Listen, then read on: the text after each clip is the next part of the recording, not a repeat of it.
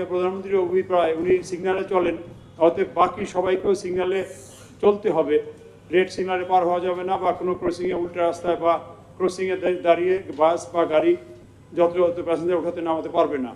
এই সফটওয়্যারের মাধ্যমেই কালকে থেকেই আমরা মামলা শুরু করব যদি ক্রসিংয়ে কেউ লাল বাতি অতিক্রম করে।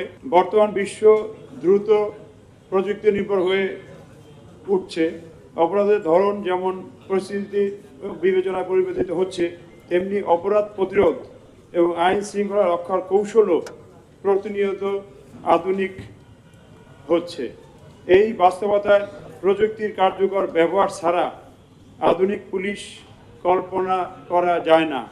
সেই উপলব্ধি থেকেই ঢাকা মেট্রোপলিটন পুলিশ প্রশাসনিক কার্যক্রম, নাগরিক সেবা প্রদান এবং আইন প্রয়োগের ক্ষেত্রে প্রযুক্তির সর্বোত্তম ব্যবহার নিশ্চিত করার জন্য ধারাবাহিকভাবে গত কয়েক মাস কাজ করে যাচ্ছে। আজ এই 9টি সফটওয়্যারের উদ্বোধন হতে যাচ্ছে। তার মধ্যে নামগুলো আপনারা ইতিমধ্যে শুনেছেন। সবচেয়ে ইম্পর্টেন্ট সফটওয়্যার বলা যায় যে AI based road transport act violation detection system. এই সফটওয়্যার বিশ্বের অন্যান্য দেশে হয়তো চলছে, কিন্তু সেগুলোর দাম অনেক বেশি। আমরা স্থানীয় প্রযুক্তি ইউজ করে স্থানীয় যারা ইঞ্জিনিয়ার তাদের সহায়তায় এই সফটওয়্যার তৈরি করা হয়েছে এবং সফটওয়্যার প্রক্রিয়ামেন্ট শেষ পর্যায়ে এবং কার্যক্রম আজকের থেকেই শুরু হবে। এই সফটওয়্যারের মাধ্যমেই আমাদের ট্রাফিক ব্যবস্থাপনার যে আধুনিক সিস্টেম শুরু হয়েছে গত কয়েক মাস আগে, তার যুগান্তকারী পদক্ষেপ হবে। এই সফটওয়্যার ছাড়াও আমরা ইতিমধ্যেই ট্রাফিক সংক্রান্তে বেশ কিছু আধুনিক এবং ডিজিটাল সিস্টেমে উত্তীর্ণ হয়েছি। তার মধ্যে একটা বলতে পারেন যে আমরা ইতিমধ্যেই ঢাকা মহানগরের অনেকগুলো ক্রসিং এলাকায় রোড মডিফিকেশন করে বা ক্রসিং মডিফিকেশন করে প্রায় 70টার উপর এলাকায় ঢাকা শহরের ট্রাফিক জ্যাম সহনীয় পর্যায়ে নিয়ে আসা হয়েছে।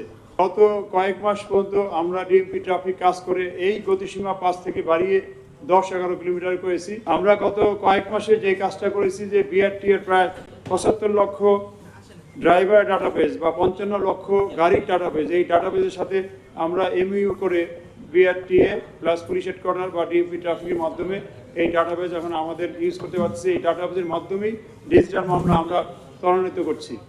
আগে শুধুমাত্র মালিকের বিরুদ্ধে মামলা হতো, এখন ড্রাইভারের বিরুদ্ধে মামলা হচ্ছে এবং ড্রাইভারদের মোটর আইন অনুযায়ী তারা ট্রাফিক রুল ভায়োলেট করলে নির্দিষ্ট পয়েন্ট কাটা যাবে।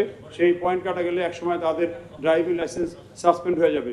আমরা বিআরটিওকে অনুরোধ করেছি যে আমাদের ডাটাবেসে যেসব মামলা আছে, মামলার জরিমানা যারা পরিশোধ করবে না তাদের জন্য ফিটনেস বা অন্যান্য কাগজপত্র নবায়ন না করা হয়। এর বাইরেও আমরা চাচ্ছি যে আজকের এই সফটওয়্যারের মাধ্যমে, যেটা মাননীয় প্রধানমন্ত্রীর অভিপ্রায়, উনি সিগন্যালে চলেন, অতএব বাকি সবাইকেও সিগন্যালে চলতে হবে। রেড সিগন্যালে পার হওয়া যাবে না, বা কোনো ক্রসিংয়ে উল্টা রাস্তায় বা ক্রসিংয়ে দাঁড়িয়ে বাস বা গাড়ি যত্রতত্র প্যাসেঞ্জার ওঠাতে নামাতে পারবে না।